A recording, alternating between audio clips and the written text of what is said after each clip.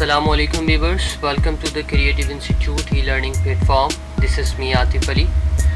आज एक्सेल की क्लास में हम नेस्टेड इफ फार्मूला पढ़ने जा रहे हैं, जो कि एक्सेल का सबसे इम्पॉर्टेंट फार्मूला होता है।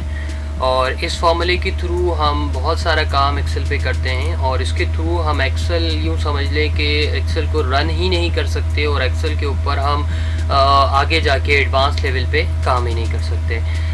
नेस्टेड इफ फार्मूला जो होता है एक्सेल के अंदर, ये इतना इम्पॉर्टेंट फार्मूला है कि अगर हम इसे लर्न ना करें तो इसका मतलब ये है कि हमने 50% एक्सेल को समझा ही नहीं है। ठीक है, तो इस फार्मूले के थ्रू हम ये करते हैं कि हमें हमारा बहुत सारा जो काम होता है वो इजी हो जाता है, और उसे हम आसानी शॉर्ट टाइम लिमिट के अंदर हम उसे कवर कर सकते हैं। अब इसकी आसानी के लिए, उस फार्मूले को समझने के लिए मैंने आपके सामने एक शीट बना, ये जो शीट मैंने बना ली है यहाँ पर, ये शीट जो इलेक्ट्रिसिटी बिल के फॉर्मेट के ऊपर मैंने इसे डिज़ाइन किया है, ताकि आप इसको समझें और इसकी इम्पोर्टेंस को देखें कि हम इसे किस तरीके से इस्तेमाल करेंगे।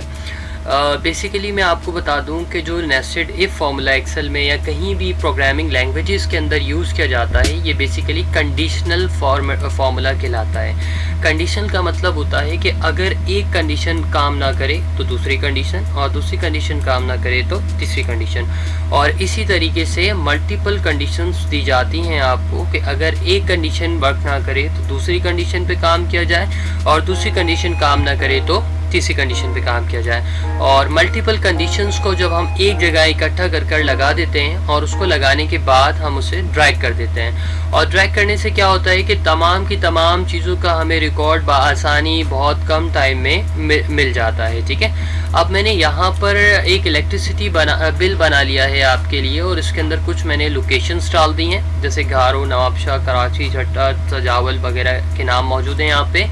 और यूनिट कंज्यूम्स, मैंने यहाँ पे कुछ यूनिट्स डाल दिए हैं कि इन जगहों पर इतने यूनिट्स इस्तेमाल हुए हैं। ठीक है, अब हमें देखना है कि इलेक्ट्रिसिटी चार्जेस, मैंने इसे चार लिखा है शॉर्टकट में, तो हमें ये देखना है कि इसके टोटल इलेक्ट्रिसिटी चार्जेस कितने बनते हैं। अब हमें पता है कि जब हम किसी भी इलेक्ट्रिसिटी बिल की बात करते हैं तो उसकी एक लिमिट होती है कि अगर हमने 1000 से कम अगर यूनिट इस्तेमाल किए हैं तो 2.50 रुपीज़ का हमें पर यूनिट पड़ेगा, और इसी तरह से अगर हमें 2000 से कम जो यूनिट्स अगर हमने कंज्यूम किए हैं तो 3 रुपीज़ का हमें एक यूनिट पड़ेगा।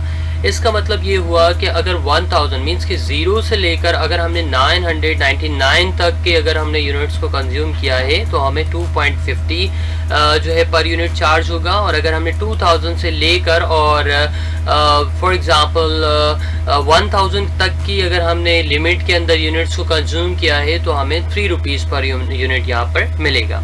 इस तरीके से हमारे पास यहाँ पर मल्टीपल कंडीशंस दी गई हैं, जो कि हम देखकर यहाँ पर लगाना चाहते हैं फार्मूला कि 5000 यूनिट्स वाले के ऊपर कितने चार्जेस लागू होंगे और उसका टोटल क्या बनेगा। इसके लिए हम नेस्टेड इफ फार्मूला यूज़ करेंगे कि अगर इतने यूनिट्स हैं तो इतने में से मल्टीप्लाई हो, और अगर इतने यूनिट्स हैं तो इतने से मल्टीप्लाई हो जाए। तो स्टार्ट करेंगे फार्मूला। सबसे पहले हम इज इक्वल टू का बटन प्रेस करेंगे, और उसके बाद हम इफ़ का फार्मूला यूज़ करेंगे, जो कि नेस्टेड इफ फार्मूला कहलाता है। और आफ्टर दैट हम यहाँ पर ओपन पैरेंथेसिस ब्रैकेट को ओपन करा देंगे। ठीक है, अब सबसे पहले तो हमें सिलेक्ट करना है लॉजिकल टेस्ट, मीन्स कि हमें कंडीशन बतानी है हम किसकी बात कर रहे हैं। तो हमने यहाँ पे 5000 यूनिट्स को सिलेक्ट कर देना है। ठीक है, 5000 यूनिट्स को सिलेक्ट करने के बाद हम यहाँ पे कहेंगे कि अगर T7 मीन्स कि इलेक्ट्रिसिटी चार्जेस, अगर ये अगर ये चार्जेस ज़्यादा हैं, फॉर एग्जाम्पल हमने ग्रेटर देन का साइन लगा दिया, लेस देन, अगर हमने कहा कि ये चार्जेस कम है 1000 के, जैसे कि मैंने अभी आपसे कहा था कि अगर ये चार्जेस 1000 से कम है तो 2.50 रुपीज़ पर यूनिट चार्ज किया जाएगा, कोमा।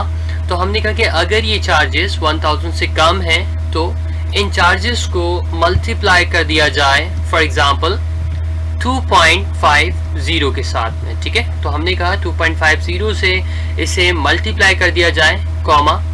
अगेन अब हम दूसरी कंडीशन की बात करेंगे। ठीक है, कि अब मल्टीपल कंडीशन हम एक जगह लगा देंगे और फॉर्मूले को बाद में लास्ट में हम ड्रैग कर देंगे, ताकि हमें तमाम के तमाम लोगों का रिकॉर्ड मिल जाए। ठीक है, यही आसानी होती है एक्सेल पे काम करने के लिए।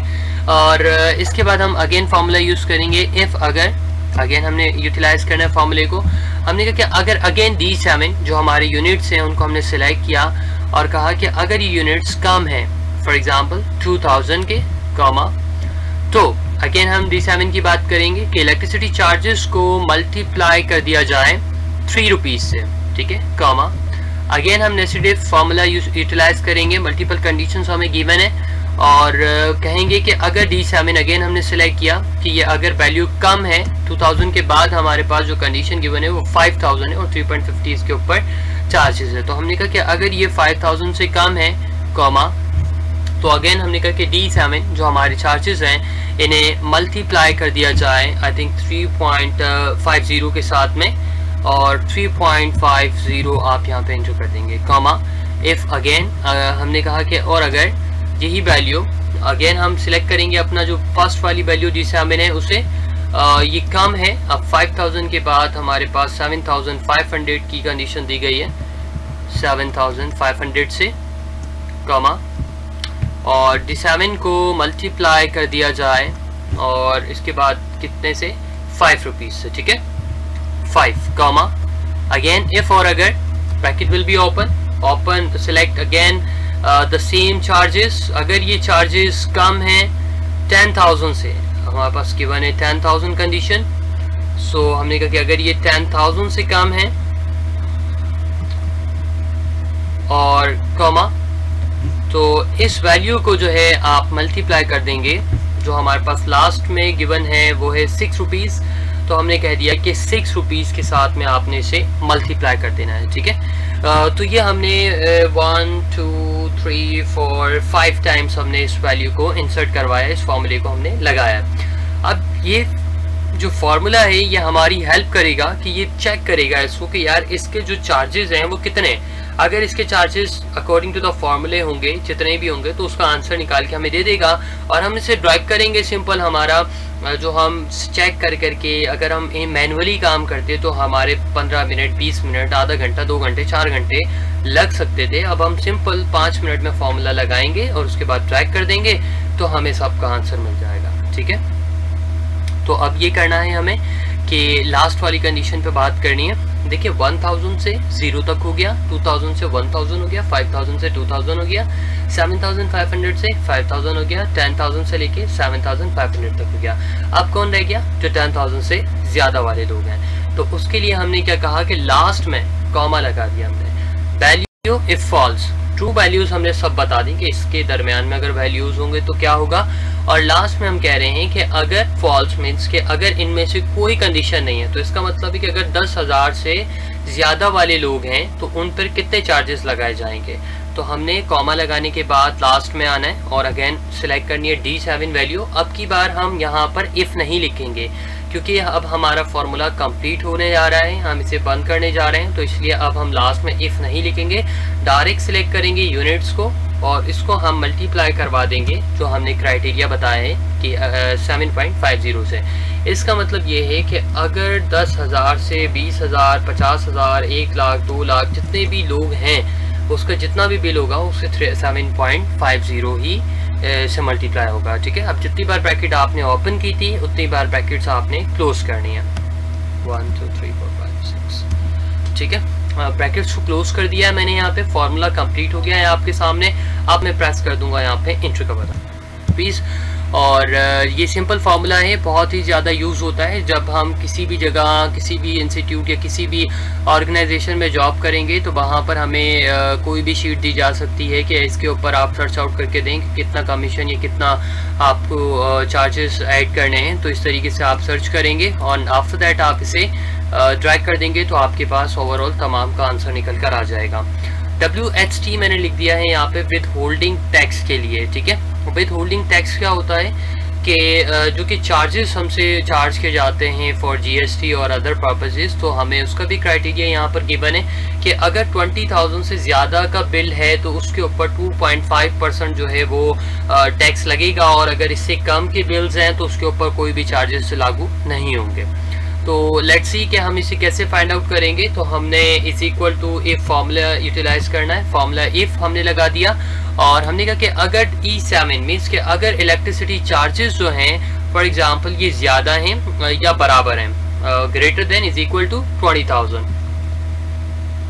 ठीक है, कॉमा अगर ये चार्जेस 20,000 से ज़्यादा हैं या इसके इक्वल हैं तो हम इन चार्जेस को इसका जो है 2.50% जो है वो निकाल लेंगे। तो इन चार्जेस को हम मल्टीप्लाई कर देंगे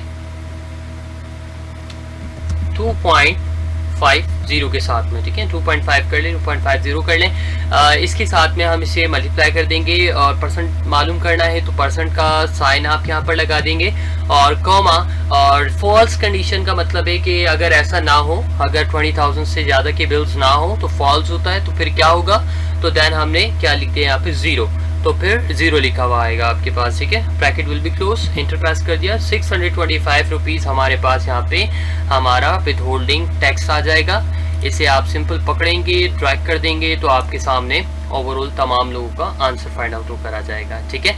अब फाइनली हमें फाइंड आउट करना है टोटल, कि इसका टोटल क्या बनता है। इलेक्ट्रिसिटी चार्जेस जो है 25,000 है, 625 रुपीज़ हमारे पास होल्डिंग टैक्स आएगा, ठीक है, दोनों को प्लस कर देंगे तो हमें टोटल फाइंड आउट हो जाएगा।